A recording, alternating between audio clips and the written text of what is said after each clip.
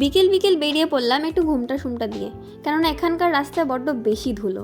তো তারপর এই যে ব্রিজের নিচে নদীটা নাকি আমাদের ডেস্টিনেশন, তো আমি কখনো এখানে আসিনি, প্রথমবার।